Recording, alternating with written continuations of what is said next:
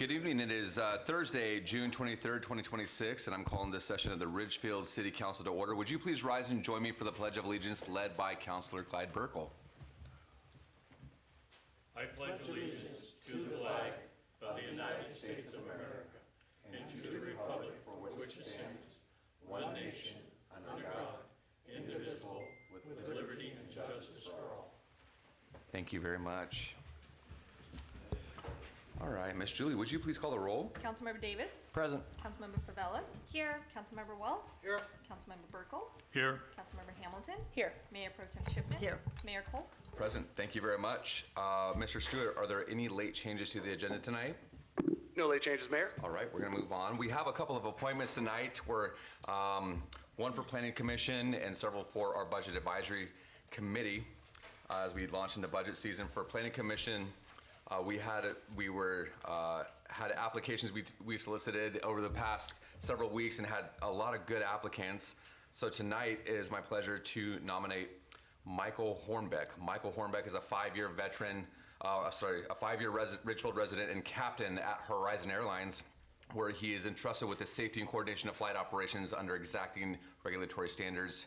He also serves as vice president of Teamsters Local 1224 and sits on the airport Planning Advisory Committee for the Port of Portland, an experience that has sharpened precisely the analytical rigor and long-range planning discipline the Planning Commission is charged with bringing the city of Ridgefield, for the city of Ridgefield. Michael brings sound judgment, disciplined analysis, and a genuine commitment to the community he is building his life and family in, and I'm proud to nominate him to the Planning Commission. So with that, Council, I would accept a motion to approve Michael Hornbeck for the Planning Commission. Mr. Mayor, I move to approve Michael Hornbeck as position number 5 at Planning Commission. I'll second that. Oh, I heard it was moved by Favela, seconded by Burkle. Any discussion? Hearing none, all those in favor, Council say aye. Aye. Thank you very much. All opposed? Motion carries. Okay, we have a citizen representative to our Budget Advisory Committee. This person helps guide the budget process from a citizen's perspective along with members of council and staff. For the Budget Advisory Committee, I am nominating Mrs. Diana Barnett, who is here with us tonight. Hi, Diana. Diana Barnett is a longtime Ridgefield resident and chief of staff at Refresh Therapy, where she oversees the organization's operations, staffing, and finances. And she's built her career on analyzing data to identify inefficiencies and allocate limited resources responsibly, which is precisely the kind of discipline this committee is charged with bringing to the city of Ridgefield. She is known equally for that analytical rigor and her hands-on collaborative leadership. Diana brings practical experience, sound judgment, and genuine commitment to this community, and I'm proud to nominate her to the Budget Advisory Committee. So with that, Council, I would accept a motion. I move to appoint Diana Barnett to the citizen appointment of the 2027 Budget Advisory Committee. Second. Okay, it's been moved by Hamilton, seconded by Davis. Any discussion? Hearing none, all those in favor say aye. Aye. All opposed? Thank you, Council. And congratulations, Miss Diana. And finally tonight, we also need to appoint 2 members of our council to the Budget Advisory Committee. For this one, per council consensus earlier this year at a retreat, bring forward the nominations of council members Ryan Davis and Megan Hamilton to the Budget Advisory Committee. Both have brought sound judgment as well to the city finance from the dais, and their voices on this committee will help ensure that council's perspective is part of the important work throughout the budget process. Thank you for stepping up for that. So with that, I accept the motion, Council. I'll make a motion that we appoint Ryan Davis and Megan Hamilton to the Budget Advisory Committee. I'll second. Okay, it's been moved by Chipman, seconded by Wells. Any discussion? All right, all those in favor say aye. Aye. All opposed? Thank you, and thank you, councilors, for joining us. Yeah. Okay, that concludes our appointments for tonight. We're going to move on to public comment this evening. Anyone wishing to address City Council regarding items not subject to a specific public hearing may come forward at this time to the podium or use the raise hand feature located on the toolbar at the bottom of your Zoom screen. For controls over the phone, press *9 for raise hand and press *6 to mute or unmute. Please state your name and limit your comments to 3 minutes. There will be no back and forth between commenters and the council. Mr. Jennings. My name is Michael Jennings. Again, thank you for your caring and carefully logical management of Ridgefield. Thanks to all of you. Thank you. Is there anybody else wishing to give public comment in the room tonight? Come on up, sir. My name is John Dotson, and today I just wanted to let you know I took a little trip to Kalama and decided to take a little walk through McMinimum's little area to give you an idea of what's going on there, because it's going to be something you may have to look at in the future if you go ahead with your new project. The People's Market, I think they call it. We walked in there, and they had a dozen little shops, and three, me, my wife, and another person that were walking through. That's it. It was not lunchtime and everybody gone. They did have a little bar at the end. People buying some beverages, going out on the back. Maybe added 6 more people. That's how busy it was. All the shops had discounts on them, 40% average. It's just something you need to keep in mind, because just because you put a motel up, a hotel or whatever, doesn't mean the shops are gonna pull people in. And on one side, they had brought in the wagons, you know, for people to go try different foods outside the building. On the side where the playground was, and there were people going and buying there and sitting down and having lunch, and it was what it was. So anyway, I just want to give that as an update. That was just something I wanted to do. The other thing is, I have a very, very strange question for somebody, not tonight. They were talking about the creosote up along the riverbank or on the hillside. And one of the people I was talking to at the port area said, well, they've got it where it's all taken care of. They have 6 feet above the material. I got to tell you something. They ain't going to support a hotel. You're going to have to go down much further than that. What happens then? You dig all that up, back up, and start over. You clear it all out. It doesn't go away. Been involved in a couple of those items, just to let you know. Thank you. Thank you, Mr. Dodson. Is there anybody else wishing to give public comment? Come on up.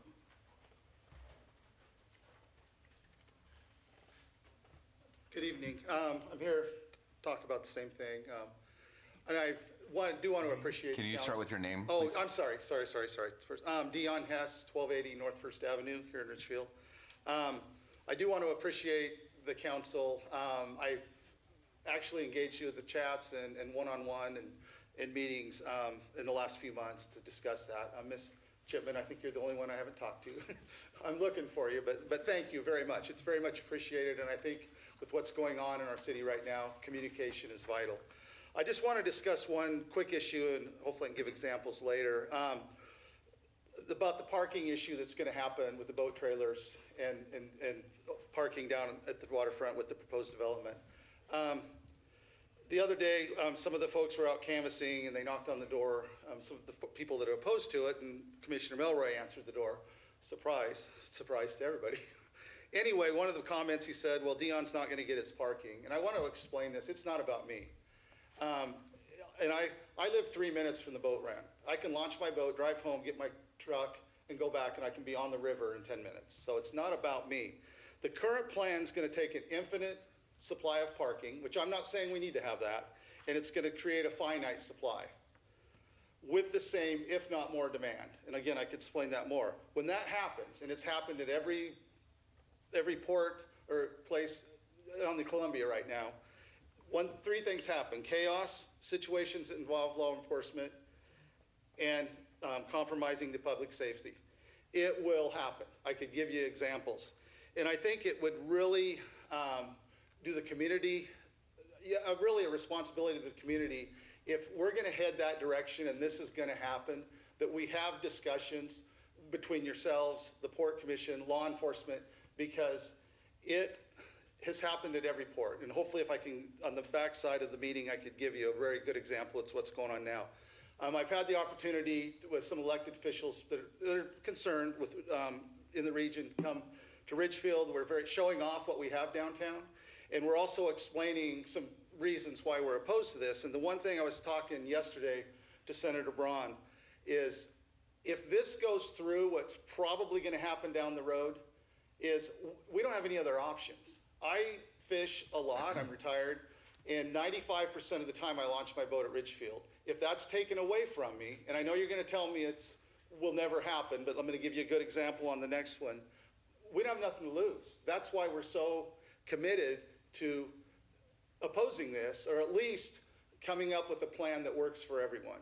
So anyway, again, I thank you very much for your time, and I really do appreciate it. I'm very sincere, and I know it's not easy to go out right now and talk to folks, but you guys have done a really good job, so thank you. Thank you, Mr. Hess.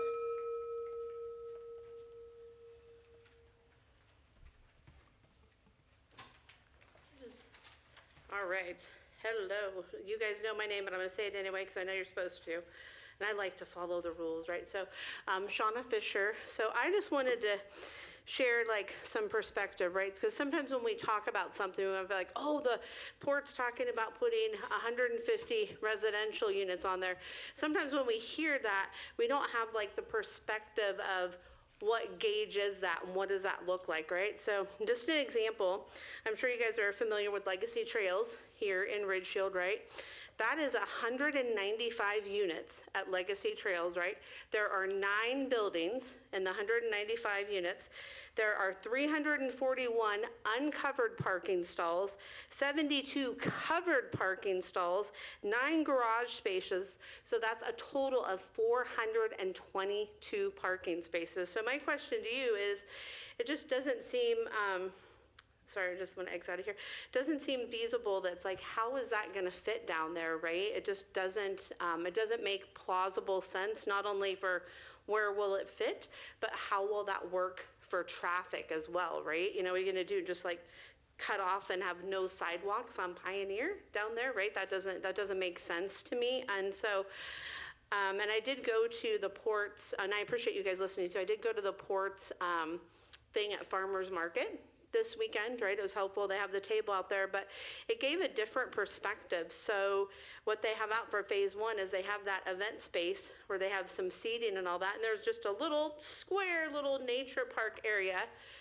And then that other open space that's still there, they said that that's for future building.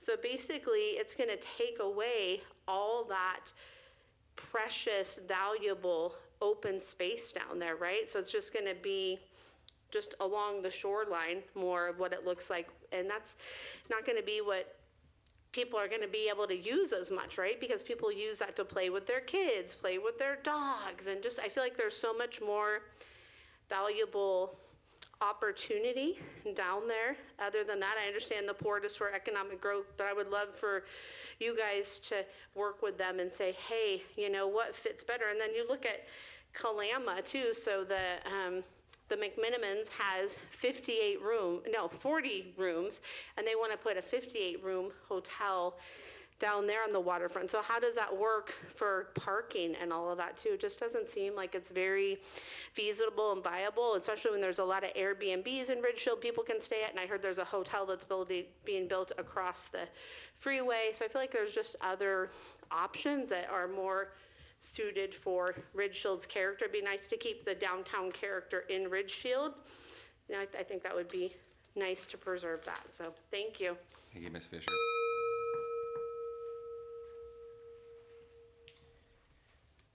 My name is Josh Hansen. I live at 127 North 5th Avenue here. I'm going to change the note, but I do agree with them on everything that they're saying about the boat parking. Why are we doubling down on what's not working with the one-way street between Pioneer and Simons? You guys are going to do it on 4th, and I understand why with all the extra parking that's going to be there because of diagonal. July alone, and we do not sit there and count every car going through the wrong way, was 64 so far this month. In August, sorry, my email to him was backwards. So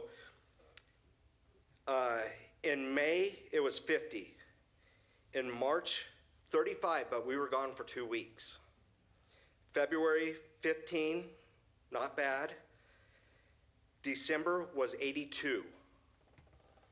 The largest month that cars going the wrong way was 113 in July of 2025. We have contacted the police department. They do come up and they will sit right there, but not to catch the people going the wrong way. We've went, between myself and other neighbors, have went and done the one-on-one and brought this up. The response was, contact your police department. They're the ones that need to be enforcing this. I did have a great conversation with the lieutenant. He goes, sorry, the city needs to do more work on their signage of that intersection. I'm just asking, we're doubling down on 4th Street with what's going on in 5th Street. There's a lot of cars going the wrong way. I know that was under my, I could go over the 2-year figures that we've set there and totaled up. Thank you, sir. Is there anybody else in the room wishing to give public comment?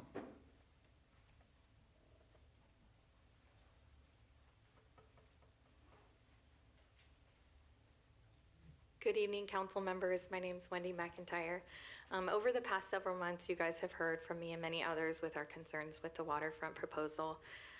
We understand that it is the port's project, but we also know that the city does have some involvement, specifically with the zoning. Recently, I've been able to review the document that was created by the city in 2023, the Waterfront Mixed Use Code, which from my understanding governs this project. Now, I'm admittedly no expert on these things, but I was surprised by what I read, and there were many things that stood out for me. The code allows for buildings up to 75 feet tall. This could be up to 8 stories. And the code also allows for up to 85% impervious surface coverage. That's buildings, pavement, roads, concrete, etc. And only 15% landscaped area in the overall development, and no minimum designation for open or park space. When I read those standards, I couldn't help but ask, is this really what we value most for our waterfront? This isn't just another development site. This is Ridgefield's one and only waterfront beside a national wildlife refuge. It's the most unique place in our city and sets us apart. I recognize and appreciate that the current concept does include 9 acres of park space. However, for a whole space of 41 acres, this is just a small part of a huge development, about 21% if we're getting statistical. So on that number, I find it really interesting that elsewhere in Ridgefield's development code, the city actually requires developers to set aside at least 25% of the whole site for natural space, for active and passive recreation, critical areas, etc. However, in the waterfront mixed use code document, I couldn't find anything that stated any sort of minimum amount of public or public space, park space. So that was incredibly disappointing. So I guess I'm just wondering, why wasn't our one and only waterfront, again, the most special place of our city, held to an even higher standard than the common neighborhood development? We've recently been told that much of this project is now out of your hands as long as it complies with the existing zoning, which is scary after reading that document. So if that's true, then I respectfully ask, what discretion does the city still have? How can you ensure that permit applications are evaluated not only for their technical compliance, but also for whether or not they reflect our community character and the voices of the people you represent? And if you believe also that the zoning may no longer reflect the community's vision for our waterfront, and maybe you've seen our petition, it's now over 3,200 signatures. We've also been in the community talking to so many people that also do not want 85% of our waterfront to be covered in buildings. So is there any way to exercise your influence or anything that you can do with the port at this crucial time that can help us actually build something that we really want to see? Zoning should do more than just regulate what's allowed. It should protect the places that define us and show our values as a community. Thank you. Thanks, Ms. McIntyre.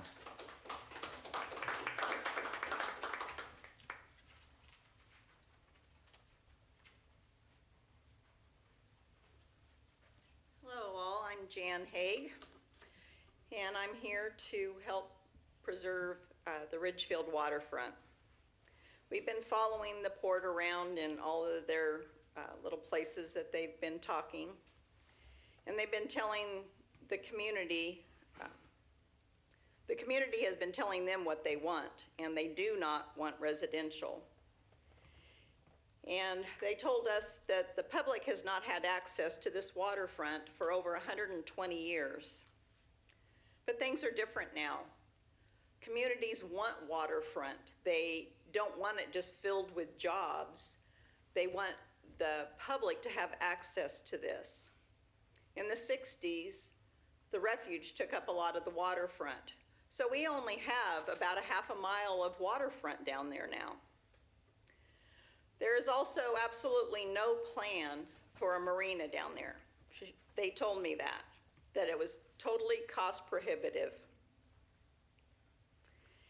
The port cannot do housing, so the developer will be doing the housing. And how many jobs is that going to entail? They're also going to count people who work from home, but how can you count that in advance? So they might have a manager or two.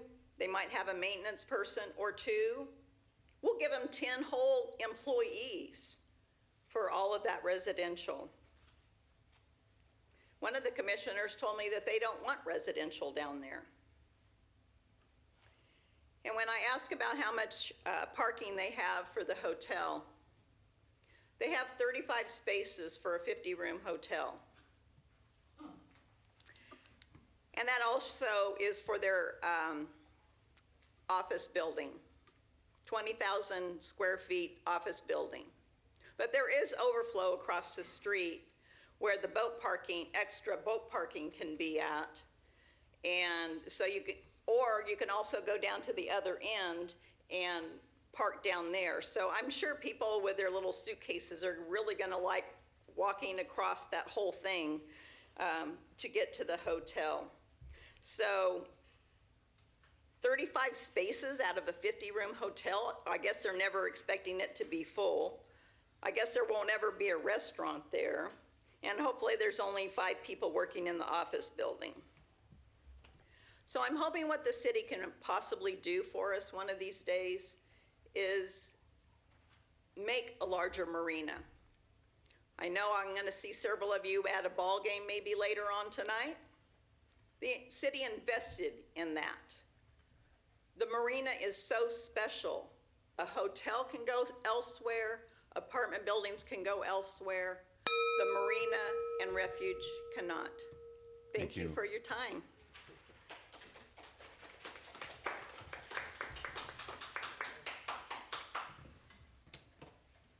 Is there anybody else wishing to give public comment tonight? Mr. Grenz, good to see you. Thank you. My name is Rick Grenz, Ridgefield resident, Southwest Washington resident, all my life. I'll address Wendy's concern about 25% park open space reserved, set aside down at the waterfront. I tried that approach about 3 years ago, and I had the assistance of Claire Lust to kind of educate me on the process. But anyway, if you're talking 25% down there versus what the port set aside, you're only talking 2 or 3 acres additional. And the port has to agree to it, and they weren't interested. So good luck, Wendy, if you think you're gonna get more out of the port, because they don't want to do it, not even 2 or 3 acres. As far as a successful, and I don't want to put any too much direction on any one individual, but I will say, our city manager has a lot of control in this town.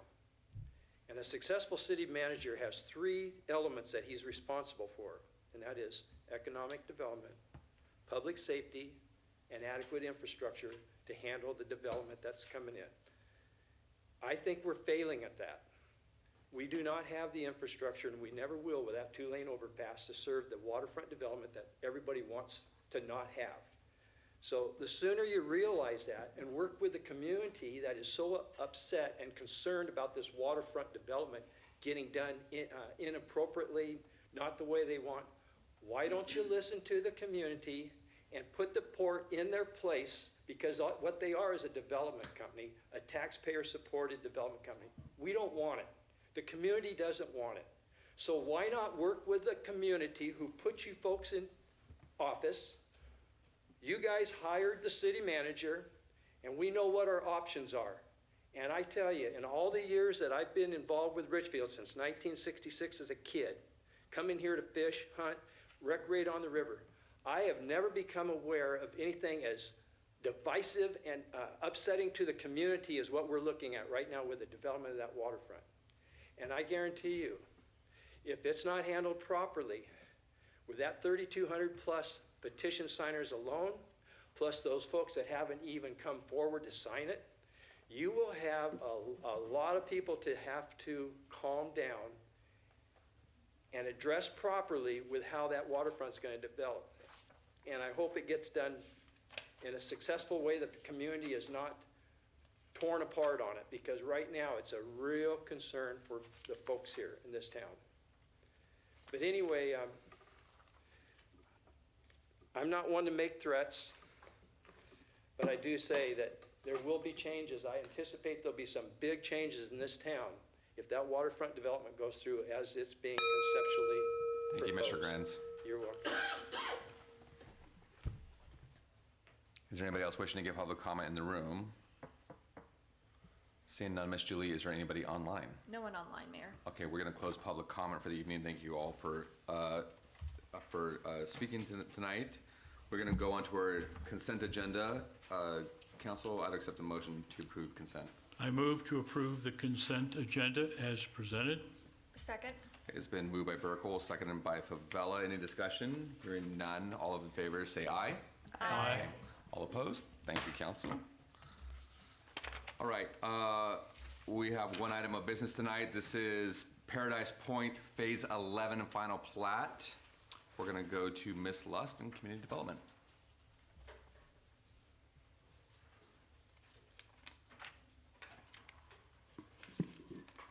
Great, thank you, Mayor. This is the Phase 11 of Paradise Point final plat. As Council is well aware, this is a multi-phase project. Phases 1 through 10 have gone through the preliminary and final plat approval processes already, and Phase 11 is the final phase to come before Council. Next slide, please. Just a reminder of the overall project. The total number of lots shakes out to 289. Phase 11, is the final 3 lots in the northeast corner of the project, shown on the next slide. So the final plat here has 3 residential lots and then 3 tracts. The purpose of those tracts is for future right-of-way road improvements. The plats themselves are some of the larger plots in the subdivision, some of the larger lots in the subdivision. They are respectively 21, 16, and 11,500 square feet. The 3 tracks, as I mentioned, are for future roadway improvements. And in the staff report, there's noted a condition of approval that prior to the city signing the final plat Mylar, the applicant would be required to add a plat note dedicating those 3 tracks to the city. We've spent the past week or so working between staff and the applicant to figure out the proper way to document what those tracks are for and the next order of operations for A, getting them dedicated to the city, and then B, recognizing that dedication above and beyond, which this does involve, is TIF credit eligible. So a corollary condition of approval is that to be added to the plat or otherwise agreed by the city and developer agree that dedication of tract C, which is the larger tract on the corner there of Northwest 289th and North Royal Road, entitles the developer to traffic impact fee or TIF credits in amounts consistent with those set forth in Section 7 of the Second Amendment to the Development and Pre-Annexation Agreement, to be issued on all of Tract C, excluding the area of 1/2 street width, including the area of curb, gutter, and sidewalk along Northwest 289th and North Royal Road, which Half-Wit City and developer agree are related to the impacts of the development. Reading that out word by word, so it is entered into the record as it is part of the staff report, that if council is to approve this final plat, is documented as a condition of approval. As usual, staff reviews survey, engineering, and land use for final plats. All comments have been addressed. And as we've done with previous final plats, this area is currently under the Urban Holding 10 zoning overlay. Code allows the overlay to be removed at the time of final plat approval, so that is part of this proposal as well. With that, Mayor, I will hand it back to you for any questions. Thanks. Okay, thank you, Ms. Luss. Council, any questions on this final plat? Seeing none, okay, great. Pretty straightforward, with the exception of the additional language there. I will make a motion. Oh, yeah, go ahead. I'll make a motion that we approve Paradise Point Phase 2, Phase 11 final plat as per the conversation from Ms. Lust, her description this evening. Second. Okay, it's been moved by Chipman, seconded by Davis to approve Paradise Point Phase 11 final plat to include the language that Ms. Luss offered in the proposed presentation. Is that correct? Yep. Okay. All right. Any discussion? All right, all those in favor say aye. Aye. All opposed? Thank you, council. Motion carries. Item passes. Okay, we're going to move into a public hearing tonight. This is a public hearing and first reading of ordinance number 1484. This is our critical areas ordinance amendments. And again, we're going to go back to Ms. Lust in community development. Great, thank you again, Mayor. We have this evening a presentation, then public hearing and first ordinance reading on the proposed amendments to Chapter 18280 of the Development Code, which is Ridgefield's Critical Areas Ordinance. Next slide, please. All right, completing a Critical Areas Ordinance update is a required part of our periodic comprehensive plan review under the Growth Management Act. And there are a handful of sort of central tenets of the GMA that apply to the Critical Areas Ordinance update on the screen before you, notably including no net loss of ecosystem functions and values and use of best available science as a foundation of proposed updates. Next slide.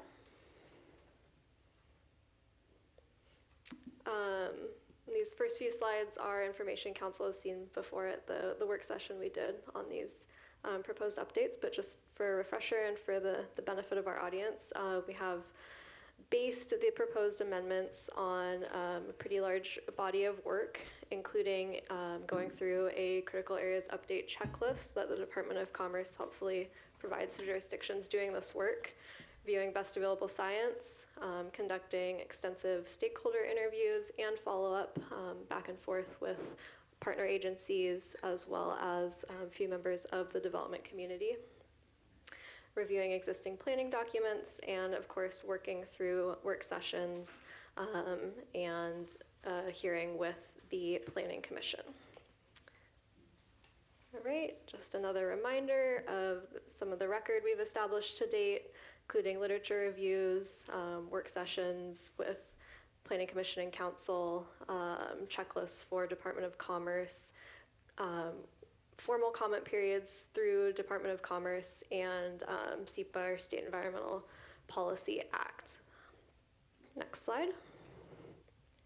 And as a reminder, this all ties into our comprehensive plan through some key policy language. So the first two items there are in the existing 2016 comp plan in the environment chapter, emphasizing ecosystem restoration and enhancement and habitat, including contiguous networks, and then some draft policy language of the comp plan update we are going through currently. There's a lot of language in there that sort of touches on this topic from different angles, but just another example there, sort of creating that policy basis.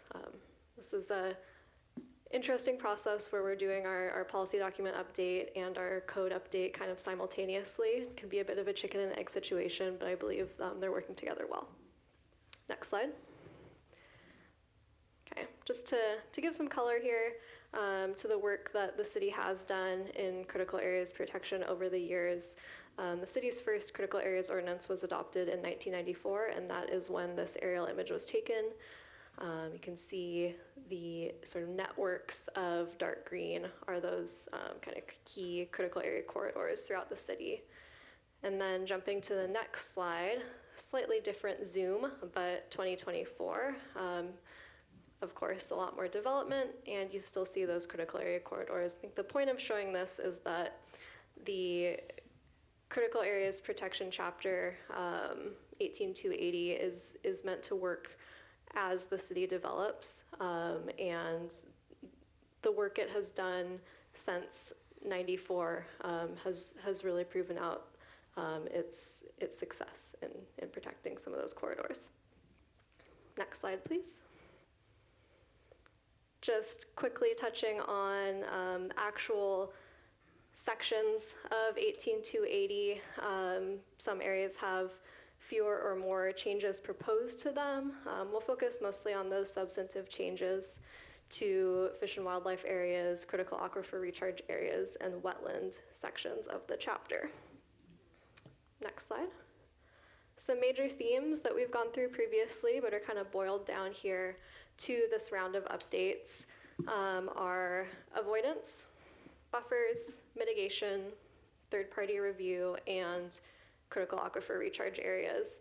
The ones of the most individual interest that we'll dig a little farther into are the first three, the concepts of avoidance, some technicalities around buffering, and then concepts of mitigation phasing. Next slide. So the first of those major themes to talk through a bit, and that shows up in this version of the draft, is avoidance. Our existing code does prioritize an avoidance-first approach to working on sites with critical areas and critical area buffers. It has language stating that avoidance is first priority, followed by minimization of impacts in concert with mitigation. This update asks for a little more work, basically says show your work on that.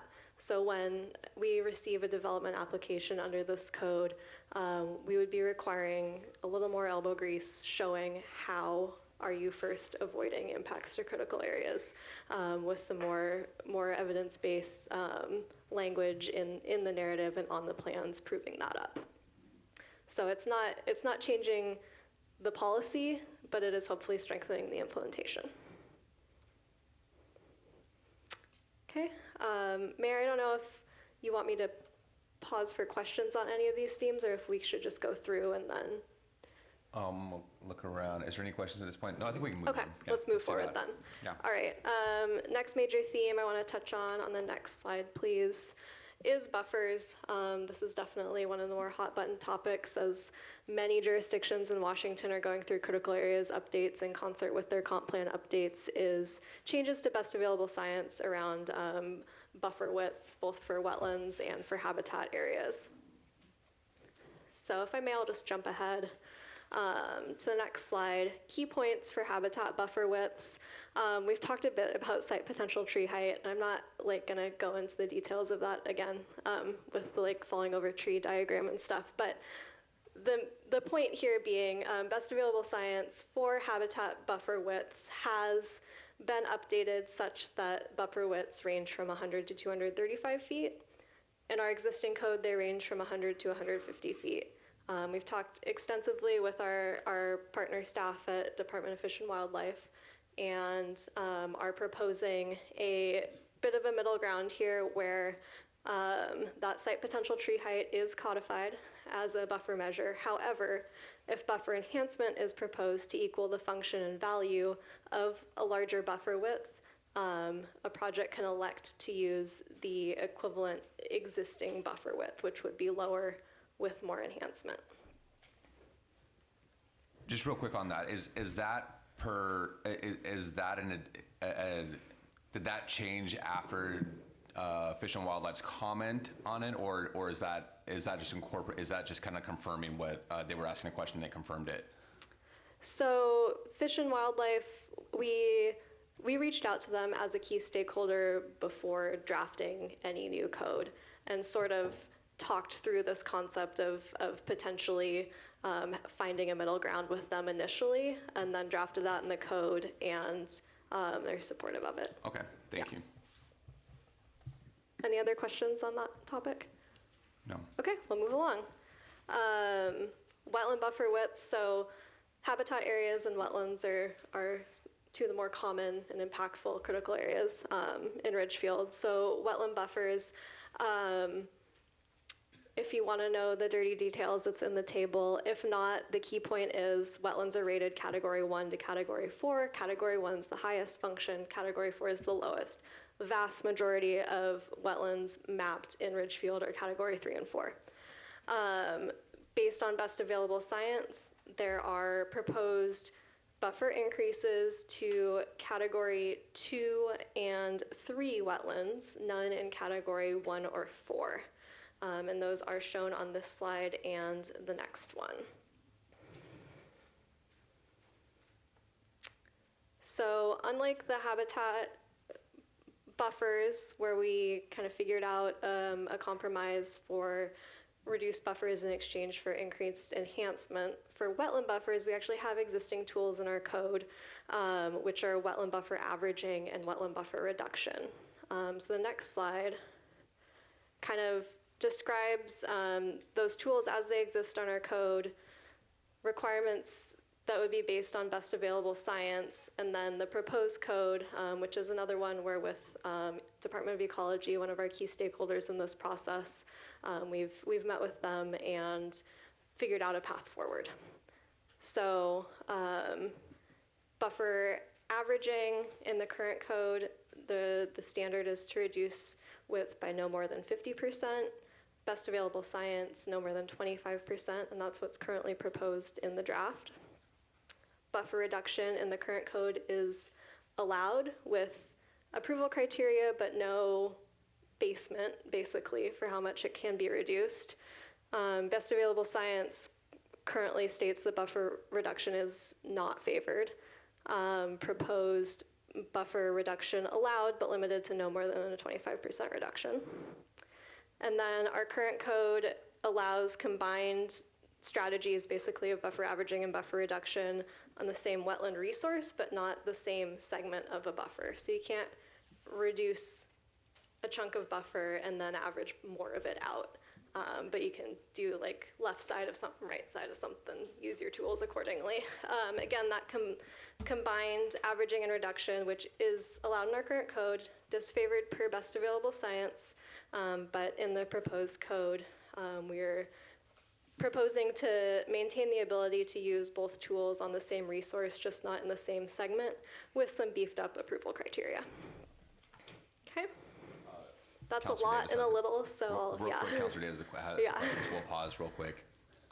I'm intrigued by the designation of disfavored. Is that just an opinion, or is there like any sort of like, for lack of a better way, put no like muscle behind it? Like, can we get things challenged based on that, or is it basically like, you know what, we don't like that, but like if we do something different, there's nothing really. Disfavored is my descriptive. That is Okay. based on the current best available science. Okay. Yeah. But there's no like kickback for us if we don't also say we disfavor that. Yeah, so this is again one we've talked through with our agency partners and come up with what we believe is a mutually agreeable solution that minimizes our risk of appeal. Okay, perfect, thank you. Councilor Wells? Yes, I got a question. Who determines what the best available science is?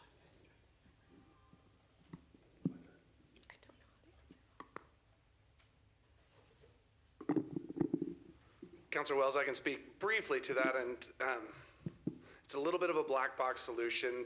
State Department of Ecology, Department of Fish and Wildlife, U.S. Fish and Wildlife, they employ wetland scientists, habitat biologists.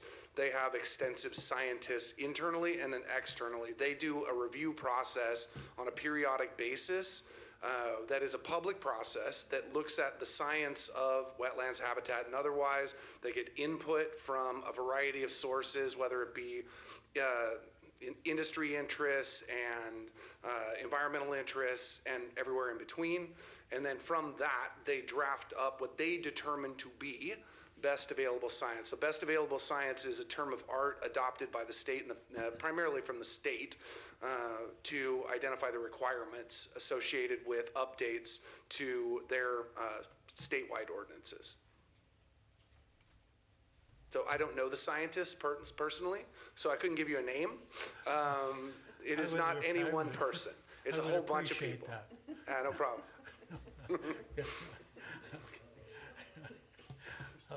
Other questions? Thank you. Is there an opportunity to contest these determinations? The determinations of best available science? Yeah, or who decides that we need to go from 25 to 50, or I'm interested in how this comes up. So again, I can answer that for you, Councillor. It's similar to the question that Councillor Wells asked. Throughout this periodic review process that happens at the state level with a variety of stakeholders all over the state, they reopen the permit, they go back through the process to determine the updated science associated with it, they get feedback and input, they take comment, similar to how we're doing on what we're doing for our critical area ordinance updates. Very similar process, just statewide.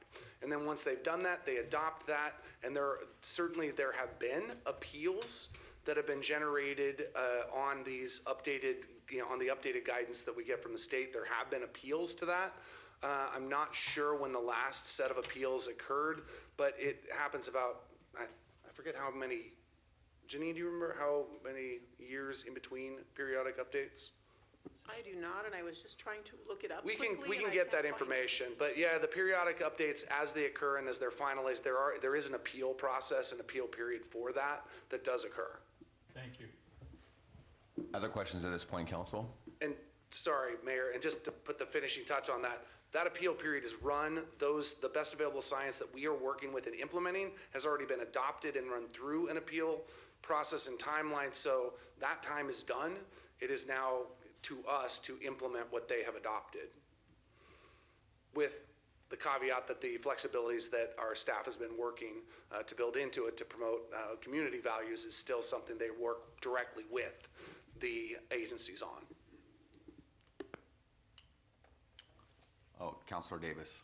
Yeah, it's not a question, it's more of a comment. I mean, for one, I appreciate the work staff has done, but to me, this really highlights, I guess another point that we're gonna need to lean on as we inevitably have to keep advocating for our community's growth plan. I mean, if you think about the situation of being asked to take on how many more thousands and more people, push back on adding any new land in order to do that, and then be in compliance with this. And believe me, I consider myself a conservationist. I want to be able to protect our natural resources and environment, and I am not a scientist, so I'm going to do my best to believe the scientists. But ultimately, this takes away buildable land, and so it's going to make the puzzle that much more complicated to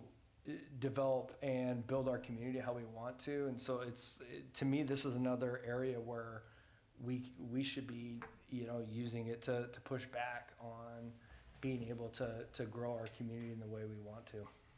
That's a good point. Thank you.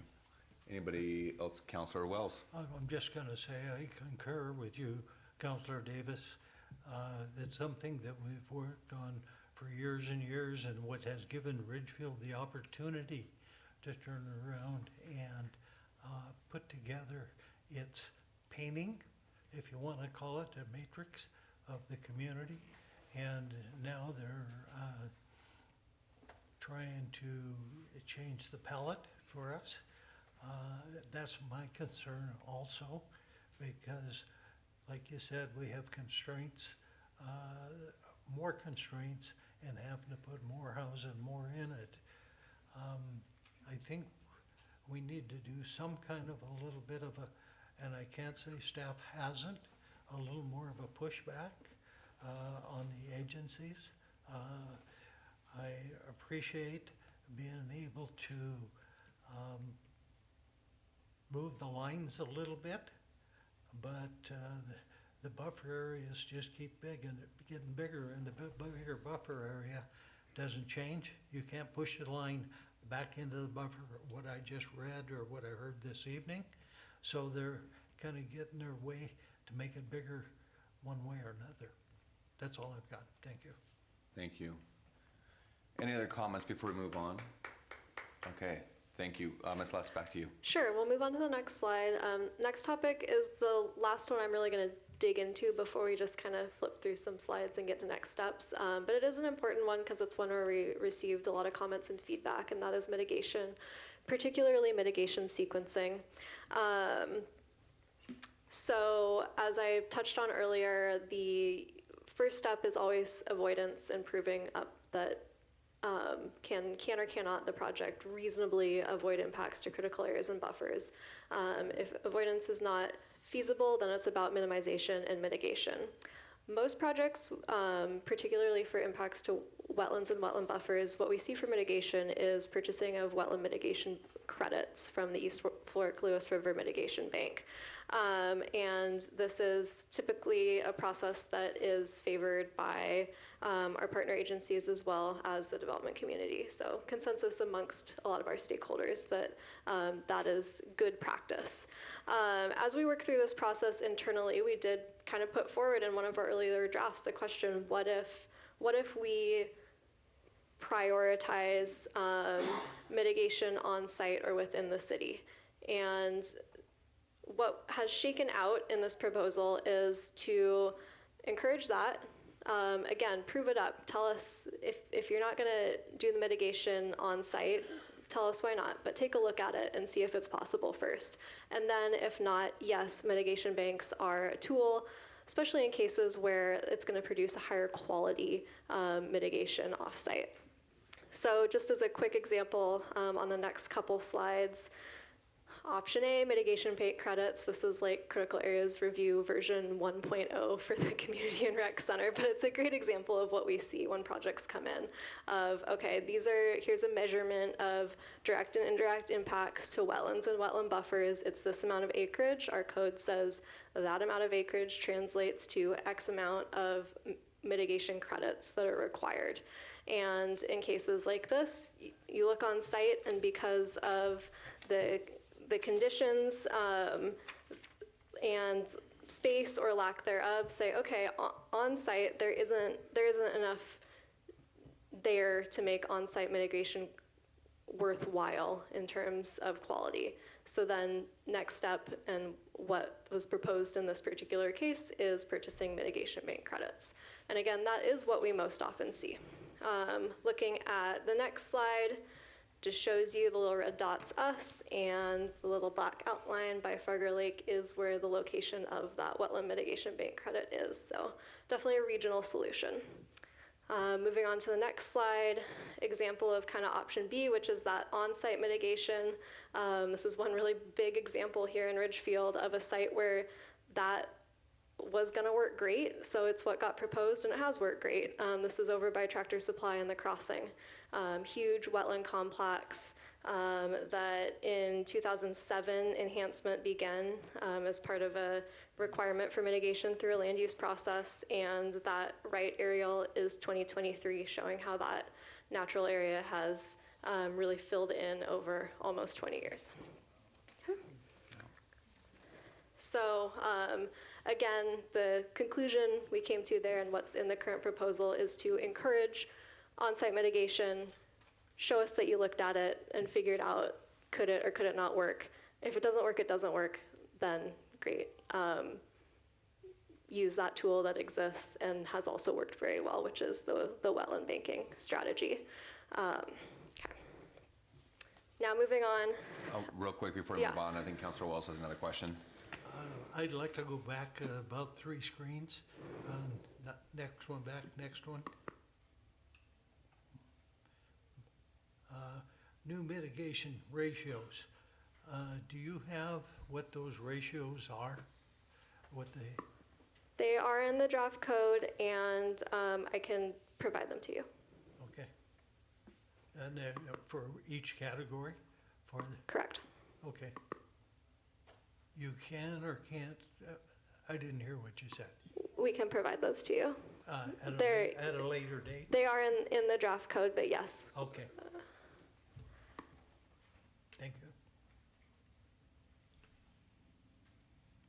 I think we're ready to move on. Okay. Thank you, yeah. Yeah, thank you, Councilor Wells. Moving forward, just a couple other things to touch on but not dig into. Third-party review. This is a tool proposed by someone during a stakeholder interview that, hey, we should have a process where if there's significant disagreement between a resource agency and the professional that prepared a wetlands report on what it all means. Basically, this is proposing that the city have a codified tool to hire a third party on the applicant's dime to mediate that conflict. I think we're happy with having this as a tool. This is certainly isn't something that would need to be used with every project. Usually it goes much more smoothly, but proposing to have that as an option. Okay, and last major theme, critical aquifer recharge area. This is a rewrite of the CARA section of the code. Simplifies the review process and just clarifies what exists in Ridgefield, basically, as far as critical aquifer recharge areas. Emphasizes that if you're within X amount of a wellhead, that's where the really deep review has to happen. Elsewhere, it's much simpler. Okay. As with any code updates, there are always a handful of lesser changes. This is mostly about updating definitions, etc. And the next and last slide is just next steps. Nothing out of the ordinary here this evening. Public hearing. We'll come back to you incorporating any feedback into a final version of the draft. And then if council chooses to adopt at that future date, then our tie-it-up step is to report back to the Department of Commerce. Thank you. Great, thank you, Ms. Lust. Council, any additional questions for staff on this topic? Councilor Burkle. Thank you. When we send the final report and ordinance to the Department of Commerce, do we have an opportunity to go back and forth with them, or is it cut and dried and that's it? So our back and forth opportunity with them has been through their 60-day comment period, which wrapped up mid-June. So that's really when that work happened. When we send it back to them after adoption, that's really just a closeout step. Thank you. Councilor Davis. Yeah, again, thank you. Just a comment, I appreciate having the historic reference that was included a couple times in the presentation. I think it really helps, especially for a topic like this, to realize the impact. So I just wanted to point that out and say I appreciate having that included.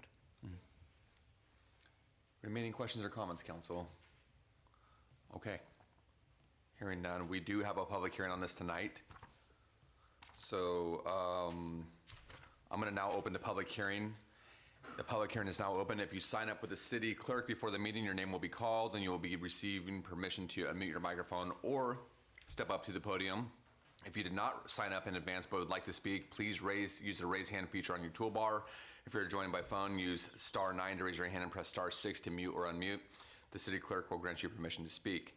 When speaking, please state your name and keep your comments to 3 minutes. And again, there will be no back and forth discussion with the city council. So this public hearing is now open. And we have one person signed up for comment. This is Ms. Cindy Hill on behalf of David Morgan. Is Cindy here in the audience? Yes, ma'am. Come on. Good evening, Mayor, City Council, and staff. My name is David Morgan. I live at 31812 Northwest 71st Avenue. I am also owner and manager of Plasnewood Farm, land that has been in my family since 1941, which borders a national wildlife refuge and includes portion of G Creek. As part of my family's longstanding tradition of responsible Land stewardship, I have a certified mitigation bank on my property for Oregon white oak impacts in Clark County.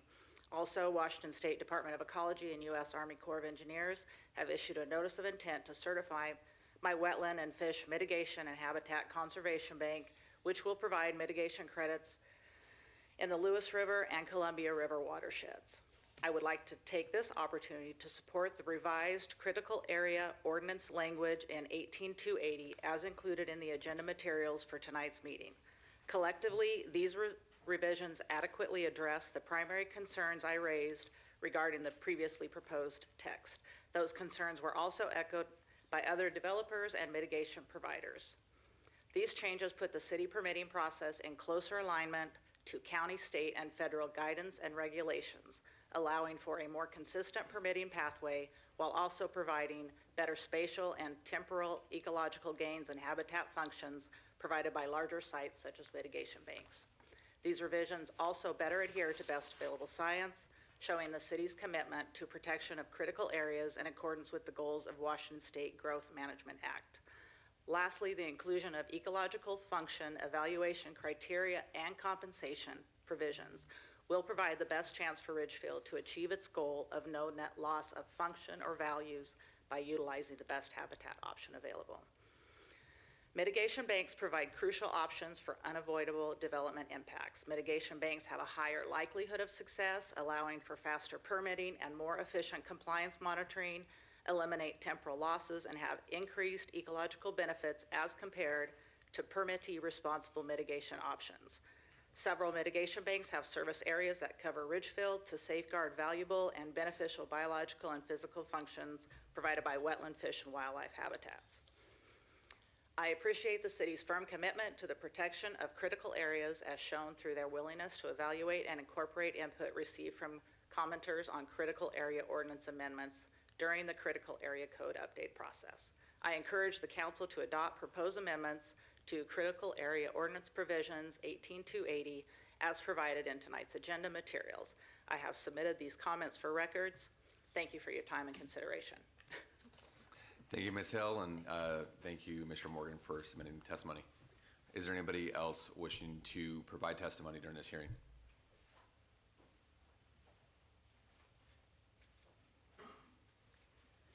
Hi, my name is Jean Stemp, and I actually was at the Planning Commission meeting when they were first talking about these things.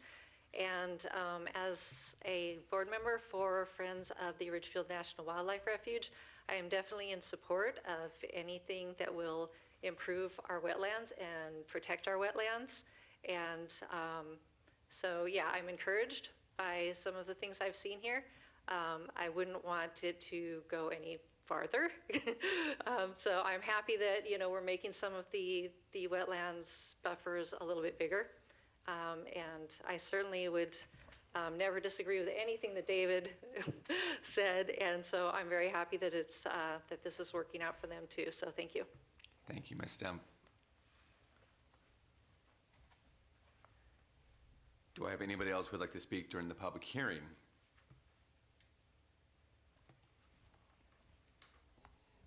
Ms. Julie, anybody online? Not seeing anyone online, Mayor. Okay, we'll offer one final opportunity for in the room to speak during the public hearing.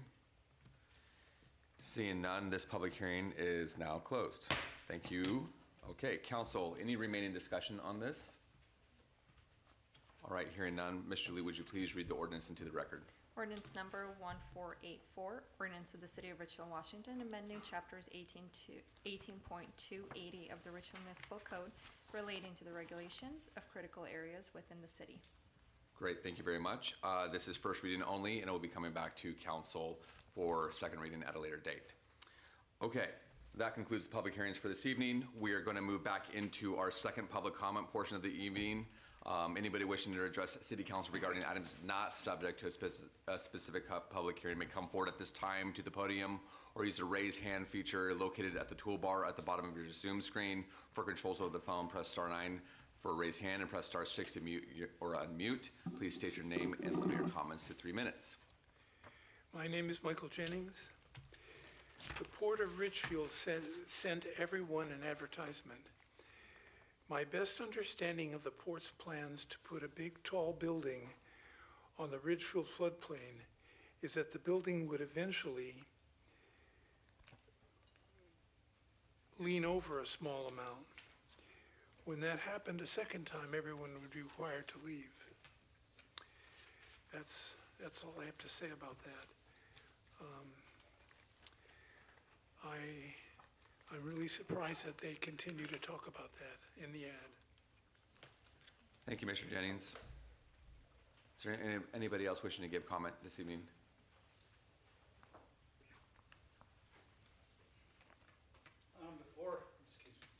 Dion Hess. Before I get into it, I want to give an example. I just got to bring this up, but I don't mean any disrespect to really anybody, but I was told within the last week by a commissioner that part of the overflow parking plan was a handshake agreement with the manager of the hotel to utilize their parking. And at this public comments prior, or just that I heard prior to the ones before, was that we're going to have a 58-room hotel with 35 parking spots. Now, before I go out and utilize that is when I'm trying to talk to other folks about this, I am going to verify that number, but that's just beyond me that we would be even having this discussion. So anyway, Drano, there's 3 places to catch spring Chinook in the fall after they close the main Columbia River. You have Drano Lake, you have Wind River, Skamania County, and you have Ridgefield to put your boat in and go up into the Multnomah Channel to have a legitimate chance of catching a fish. Right now, Drano Lake is the best place to go. As the demand increases and the supply decreases, there's been a lot of pressure on Drano in the last few years. People would show up at midnight or spend the night in their boat. Parking was awful and everything else. This year, they implemented a 4 a.m. launch time. You couldn't access the facility till 4 o'clock in the morning. Well, that's created a whole list of issues on itself, including the fact that it's blocking Highway 14. And now the sheriff, from what I understand through the Washington Guides Association, and I talk to them on a regular basis because of the issues that we have with access, the sheriff is going to the county meetings proposing to shut the whole boat ramp down. So yeah, I'm a little passionate about it, and I know everyone's going to tell me, oh, we'll never do that. But if 5 years ago you would have said that would even have been discussed at Drano, no one, I mean, that's where we're at. And that's the critical part of what Ridgefield is. And the fall's a whole different can of worms. The last thing, I guess, I want to go back to my first statement as far as why I'm doing this. If I didn't believe that I was in line with the majority of the folks in this town, I wouldn't be doing it. I mean, I've voted since I'm 18 years old, and I'm about 50-50 on who I vote for or what I vote for. I win or I lose. And I've been out there a lot, and the one thing when we're out there talking, we get excited when we find someone that's against it. They're not against it, it's for it. Because we can't find them. Everybody's against it. And we all, hey, this person's for it, and we want to know why. I mean, we want to know, we want to hear that. And so I really can't emphasize, I mean, we're not the loud minority is what we're being told. I've talked to 100, I couldn't tell you how many people that are now friends or were strangers before, and the message is the same. Thank you, Mr. Hess.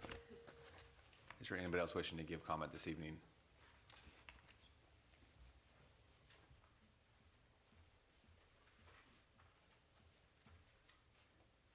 I'm going to not seize the opportunity, right? You got to do it. So, Shauna Fisher. So, I just wanted to continue, what I was saying. So, I did that ports little table that they had at the farmers market this weekend. I was talking to Abby and Ethan, and what's really interesting is it's always Abby and Ethan there, and they're amazing, right? They're great people, I've gotten to know them, they're nice, but it's interesting that none of the commissioners are there, and it's public, they're engaging with the community, but the commissioners aren't there. So that's just an interesting thing that I just wanted to bring up. So I was asking them about the big red building, the one that used to be the port building, and they were saying that Palindrome was looking to have that as an industrial building for industrial jobs. And, they're talking about last night I went to their talk that they had at the Lions Club, and they're talking about like, oh, you know, the port had like all these 300 jobs. It seems like it's the 335 jobs that they're trying to replace.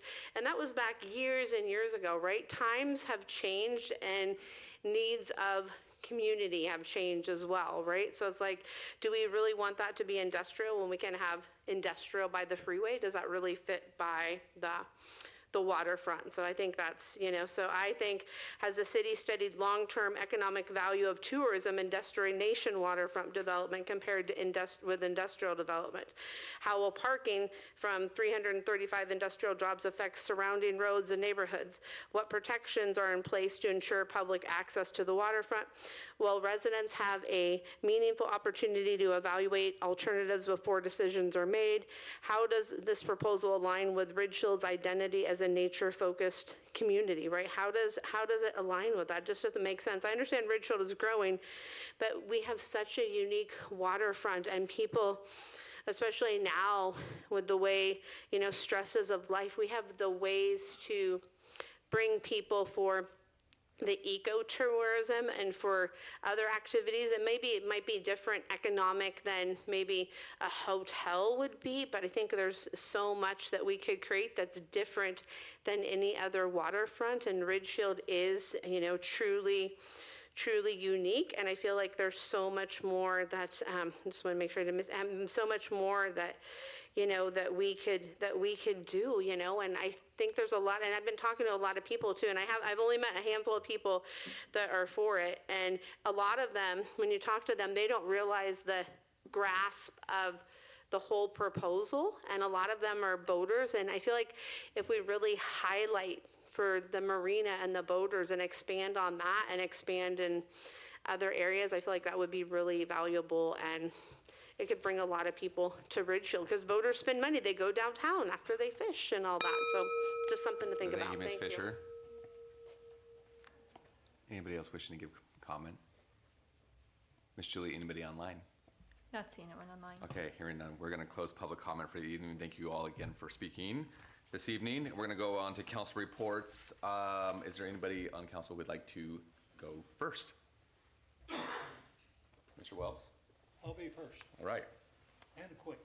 I went to 2 ribbon cuttings, attended the police candidate meet and greet, and had a briefing yesterday. I'm done. Thank you, sir. Mr. Burkle? Thank you. I too went to 2 ribbon cuttings, and for me, it's always very, very, very rewarding to see the new businesses that select Ridgefield. We had a ribbon cutting at KinderCare, and also Legacy has a wonderful new facility with 20 patient rooms. Just, again, it's one of the most rewarding things I can do is go and do a ribbon cutting for new businesses. I also had the pleasure of Monday taking the 5 final applicants for the police chief position on a tour of Ridgefield. I did this with Mayor Cole and Councilmember Favela. It was wonderful to just drive around the city with them in a very casual, open opportunity to speak and ask questions. Thank you. Councilor Hamilton. Thank you, Mayor. So my ribbon cutting story is going to be at the Blanc Nail Salon, which was opened right up by Costco. And it was a Sunday, and a lot of us couldn't make it, so I got to be the one that gave the bottle of Roundabout Red out, which was an honor and a privilege. And I had a couple other things go on this week, some of which kind of overlap between my council and my regular job. I hosted an event at the Neighborhood Refuge for Community Changemakers. I want to thank Shannon, who's in the audience tonight, for 2 very lovely features on Meanwhile in Ridgefield. That was a surprise to me and very appreciated. Last night I was at Christmas in July at the Raptors game, which was very heartwarming. Our mayor stopped by too, which was lovely. Got to see Mayor Pro Tem Chipman, and they both, plus Councilor Favela, came to my event. So I want to thank you all for coming to that. And then I really enjoyed, additionally, the police chief community conversation. I really value those moments, and I will be done with that. Thank you, and I gotta say, your event was off the charts. It was really well done and really impactful, so thank you for putting that on, and it was good to see the conversation take place here in Ridgefield. Councilor Pavello? Yeah, it's been a busy last week, but I think the highlight of my week outside of the police chief tours is the fire department does a Fired Up Girls Camp. It's for all girls in Clark County between the ages of 14 and 18 who are interested in becoming a firefighter. And I got to volunteer at their camp, and I rappelled down a building, and I climbed the ladder on the fire truck. And as I was encouraging these young girls to do it, they're like, okay, your turn. And I was like, ha ha ha ha, okay. So it was really incredible. I'm really encouraged, and I just appreciate all of the firefighters and volunteers that are speaking life into these young females and giving them encouragement to just do what you want to do, because why not? And I would like to, for everyone who come, just for me personally, this is my council report out. I hear everything about the waterfront. We don't get to have the dialogue back and forth whenever there's public comment. I want to acknowledge that. This is a concern of mine too. Your concerns are not falling on deaf ears. I read every single email that I get. I hear every single comment that I get. I can assure you that for me, this is an issue that we are focusing on, we are paying attention to, and as soon as the time for that partnership to happen in public, you will hear it in a meeting happen. It will happen. And I would also like to remind everyone that Mr. Stewart has 7 bosses. He doesn't run a ship on his own, and he has a very important, critical job. And it is frustrating when people don't understand how the process works. And he does get put in a very difficult position where everybody blames Mr. Stewart, but I would like to remind everyone that he has 7 bosses who guide the work that he does, and he does it very well. Thank you. Thank you, Councilor. Councilor Davis. Yeah, thank you, Mayor. So I was out of town for most of the stretch between the last meeting and this meeting, but really I'm excited about my update tonight, and it was something that happened today. So I had to go into my classroom to take care of a couple of things and decided to take back roads back home. And when I was in East Ridgefield, I'm cruising along, and all of a sudden I see this car like almost in the intersection and like having like a front tire change. And I'm like, oh man, that's a terrible spot to have a flat tire. And as I approached it, behind it, I saw a City of Ridgefield truck. And I'm like, somebody in a vest. And I'm like, okay, I wonder what happened. And I'm going to flip around. And so I parked behind, and, it seemed like things were going well. And I just walked up, and mind you, I'm dressed in like shorts and flip-flops and a t-shirt. Whatever. And I'm like, hey, how's it going? And the city employee says, oh, well, I saw she had a flat tire. And so, I pulled over, and he's like, my supervisor, for liability won't let me help. But, this is a terrible spot. So I at least wanted to get behind and like draw some attention and put the cones out and stuff like that. And this guy was walking across. And so he is the one helping her actually, change the tire. And so then I kind of told him what my role is here, right? And I'm like, that's kind of what I figured. You were just lending a hand and, doing what you can. And he was like, yeah, this is what the city is all about. And it's so true. I mean, I know I can speak for the 7 of us that we take a lot of pride in our staff. And it's not just because of the quality of work, but it's mostly the quality of the people that we have. And so the city employee, his name was Zach. And so I want to give that shout out to Zach for, doing what needed to be done in a unique situation. And this time it happened to be noticed. So that's what I got. Cool report. Thank you, Councilor. All right, Mayor Pro Tem. I'll just take a minute here. So probably the most interesting thing that I did in the last couple of weeks was to sit here and listen to the 5 candidates that came in as police chief candidates. And we had 5 excellent, excellent candidates that came and applied for the position of Chief of Police of Ridgefield. So whoever is selected, I'm sure will do a fabulous job for us.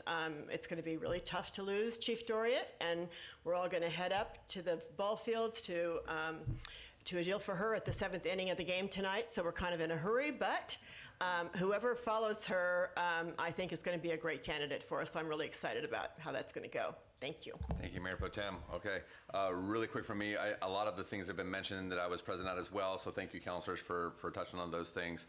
I did attend a meeting yesterday that was hosted by the Office of the Governor that was in downtown Vancouver. It sounds like the governor has been holding regional meetings throughout the Puget Sound area over the last few months as a listening session for local governments, and then it's now expanded. They're trying to expand it throughout Western Washington, and I think they're going to eventually go east. But this will become a monthly meeting, but I do want to say I appreciate the governor and his team for hosting a meeting and listening to the concerns of local governments. And yesterday was talking about everything from housing, IBR. There is a new public defense policy that's going to be kind of heading our way. So I'm sure we'll be discussing about how we go about public defense, because there's a cap on what we can provide or what public defenders can take on. So, but anyways, that was yesterday. I got to attend on behalf of the city, and it was good to listen to other members of local governments. There's several legislators there, as well as staff, and the governor's team was there as well. So thank you to the governor and his team for that as well, and look forward to next month. And council, I'll keep you apprised of what happens and what I know. That's all I have. That's all from council. So Mr. Stewart, we'll go over to you, sir.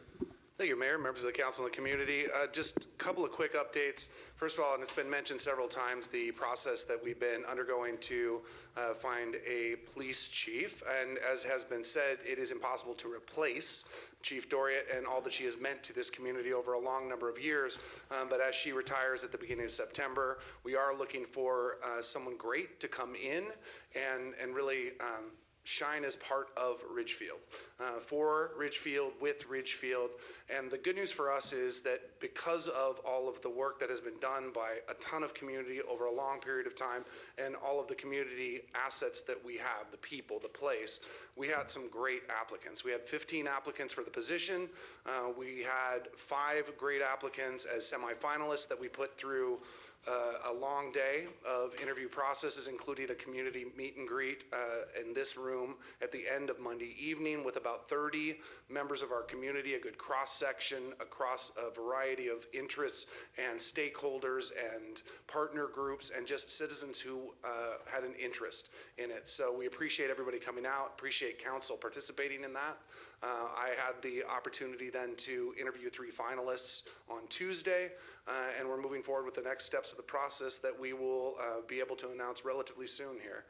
But great applicants, great opportunity to meet people and have them see us. And from every one of them, the feedback that we received was, wow, what a great community you have and what great support you have within that community, whether it be the members or the council. So thank you for all you're doing, whether it's the police chief position, whether it is the public works admin position that we had 250 applicants for within a week, whether it is the public works stormwater position where we were able to have finalists that you could have chosen any of them and had them be great specialists to help make our stormwater systems better. We are getting great people because of the community that we work in. So yes, we have great people, and we have great people because we have a great community. Yeah. So thank you for all you do. 100%. Thank you, Mr. Stewart. We appreciate that. Questions for Mr. Stewart? All right, we'll go to Public Works and Mr. Thamert. I just wanted to say thank you to Councilor Davis for your comments and for recognition for our stormwater maintenance worker, Zach Rader. I will make sure that I pass on your comments and that he is aware of them. Other than that, I do not have anything tonight, but happy to answer any questions. Any questions for Public Works? Okay, next we'll go to City Finance and Mr. Johnson. I do not have any reports tonight, but I'd be happy to answer any questions. Any questions for Mr. Johnson? All right, City Attorney, Ms. Parker. Nothing to report, just happy to answer questions. Any questions for our City Attorney? All right, thank you, ma'am. And back to community development, Ms. Lust. Thank you, Mayor. Real quickly, we won a fun little award recently. The Washington State Association of Permit Technicians Building Safety Month contest.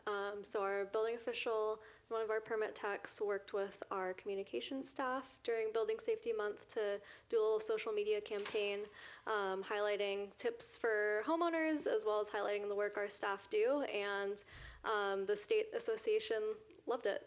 So good little recognition of work we are always doing but got to highlight. So much winning. That's great to hear. Yeah, please pass along our congratulations to your team. Any questions for Ms. Lust? Okay, and then lastly, we'll go to our Deputy City Manager, Ms. Notnaris. Thank you, Mayor. Just wanted to give a little rundown of all of the community events that are actually happening between now and our next council meeting. There's quite a few. July 25th, this Saturday, we're celebrating Storybook Hollow with food carts, face painting, and movie in the park. The movie is Sandlot. Next week, during the week, the Art Association is partnering with the city to create a street mural at Mill and Main, so that will create a detour, but ending with a great mural in that intersection. August 1st is First Saturday, which is our day of festivals, including city days. We have a youth market, dragon boat races, and regional duck calling contest. August 4th, Tuesday, is National Night Out at Abrams Park, and we are continuing with Meet Me on Wednesdays. Every Wednesday at Overlook Park at 10 a.m. there is a guided walk, and every Wednesday and Friday at Davis Park at noon there is musicians in the park. So lots of activities going on downtown. Summer in Ridgefield, you gotta love it. Okay, thank you, Ms. Notnaris. Any questions for the Deputy City Manager? Seeing none. Okay, thank you very much. Thank you, staff. Thank you, council, for a good meeting tonight. And with that, this meeting is adjourned.